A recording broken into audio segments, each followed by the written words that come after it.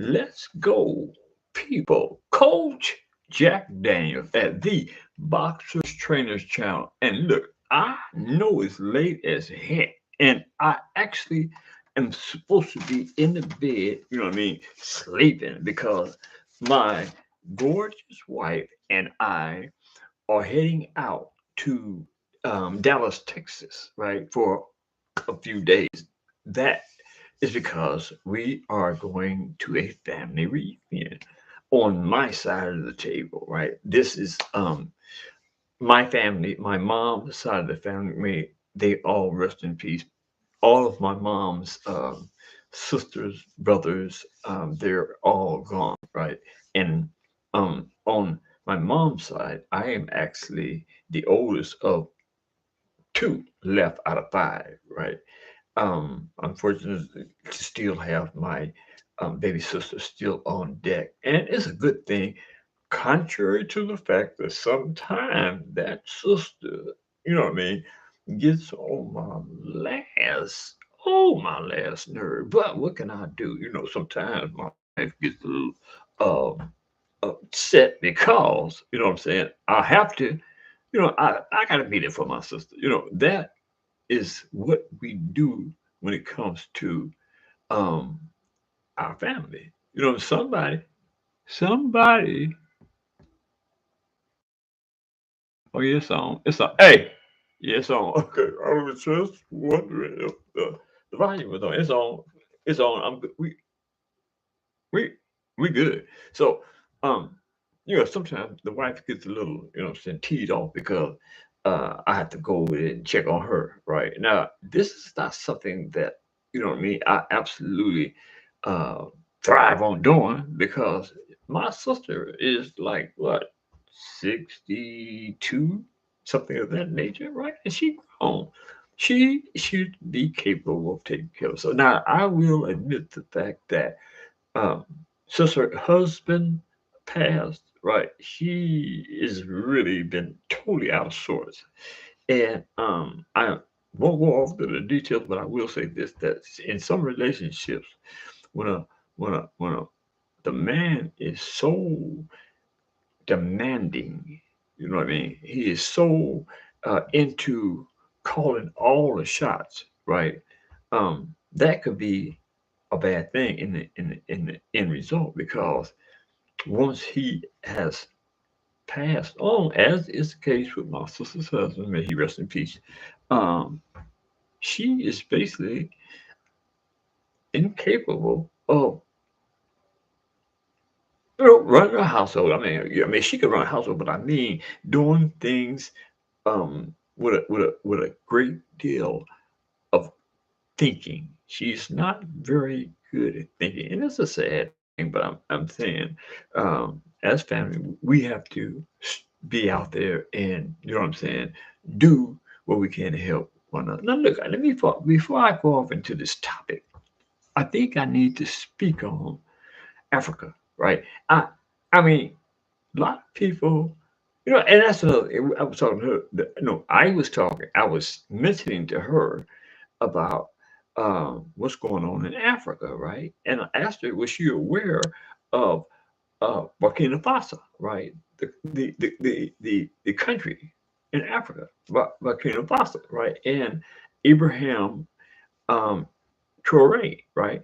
This gentleman, right, is single-handedly, single-handedly, he is changing the dynamics um, of how Africa is actually supposed to be and should have been had it not been subjected to colonialism. Right? I mean, let's be politically correct if we're going to talk about it, right? So, in my highly educated opinion, especially when it comes to two subjects, one being boxing and the two is politics, right? Right? I can say, in all fairness, to all the players involved, which would be in this case Africa, right, and the colonialists, right, which we can't specifically take notice to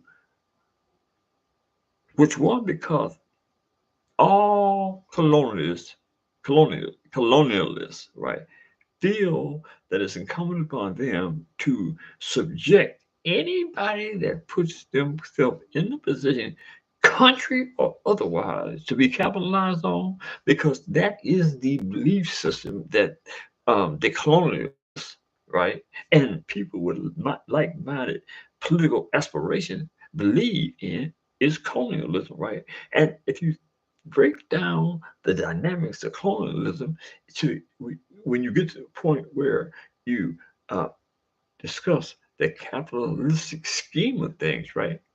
That is a horrible political connection to whomever associates themselves with it, right? And you say, "What are you?" Right?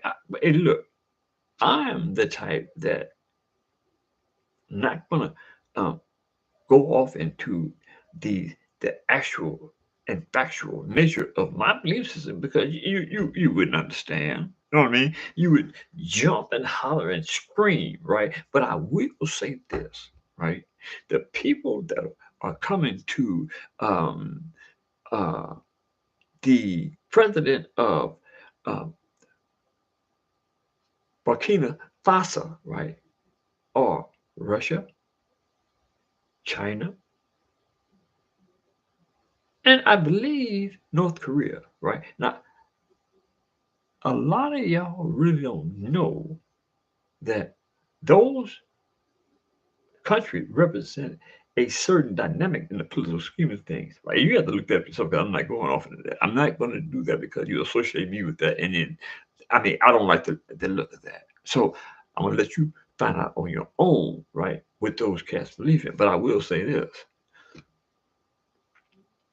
they don't associate themselves with capitalism. Now, there is certain avenue that they use in order to get around the capitalistic nature of capitalism, right?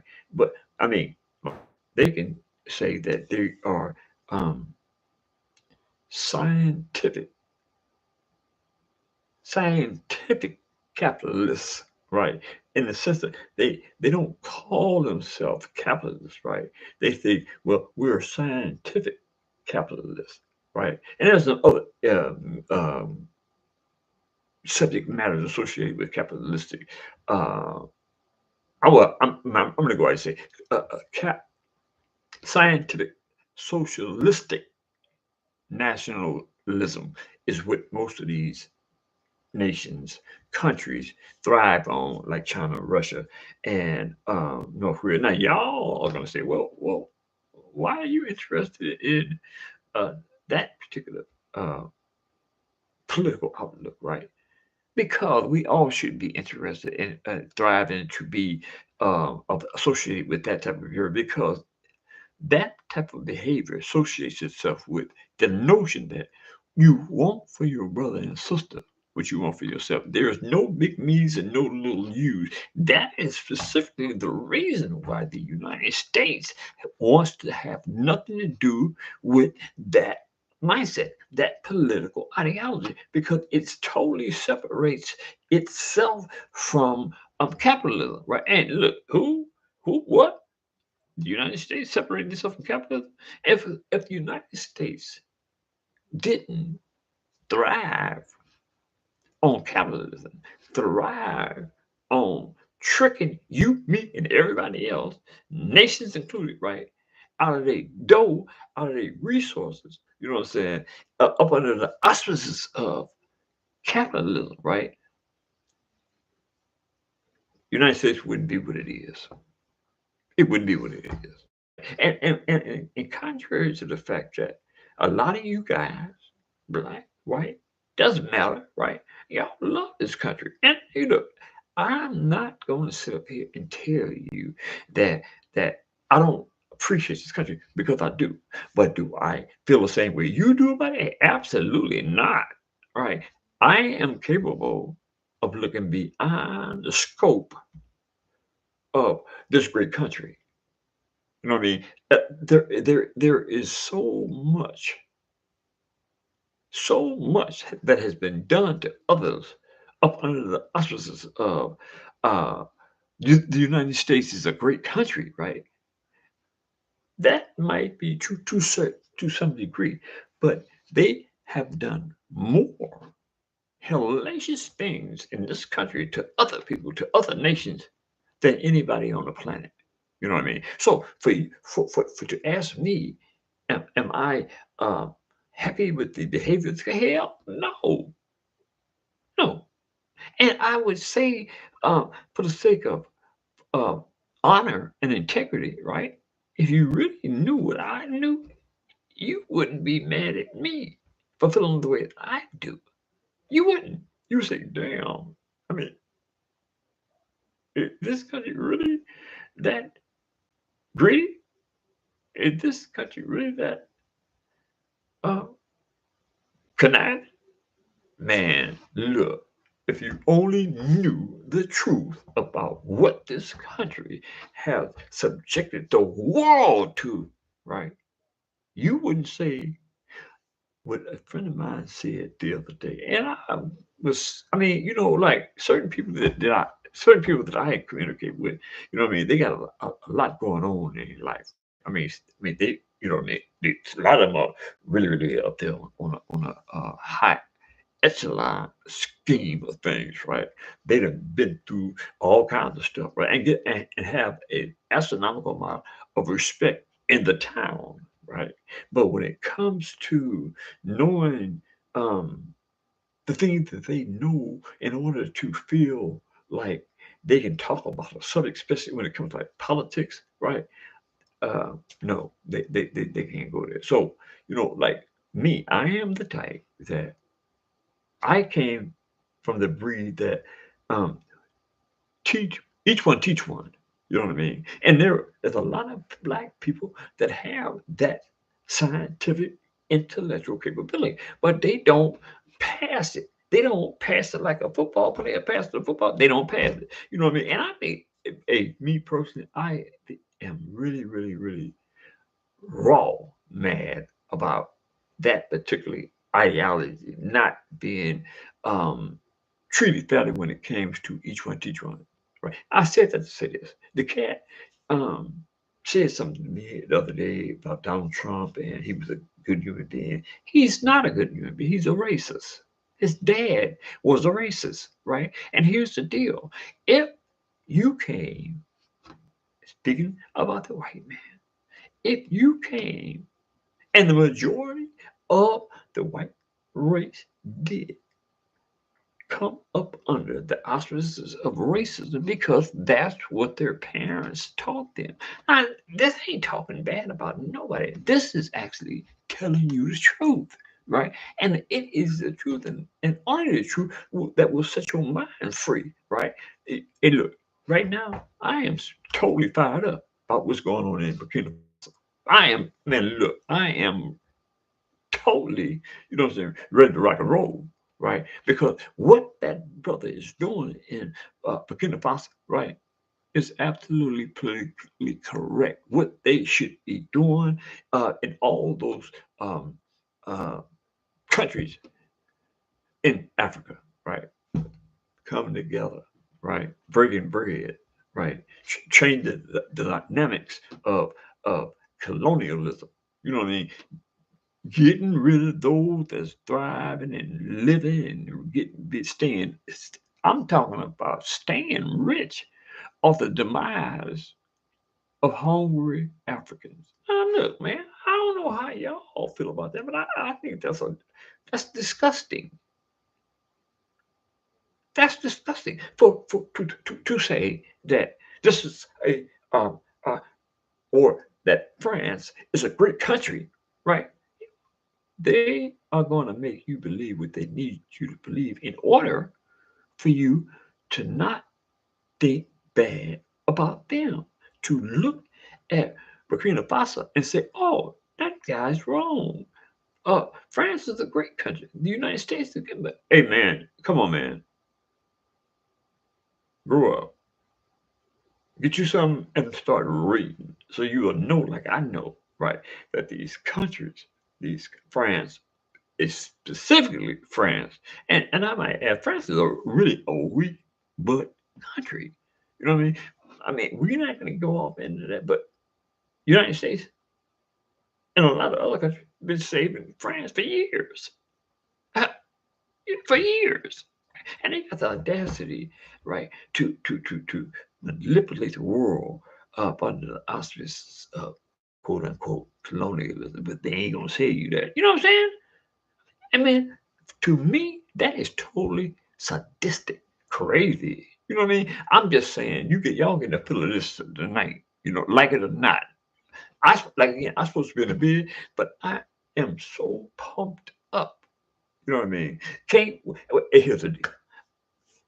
I don't know if I've said that to you guys before, but I'm gonna tell you this is the way I feel. Right before I leave this planet, I have to conquer, do something that his that is fantastically great in historical nature.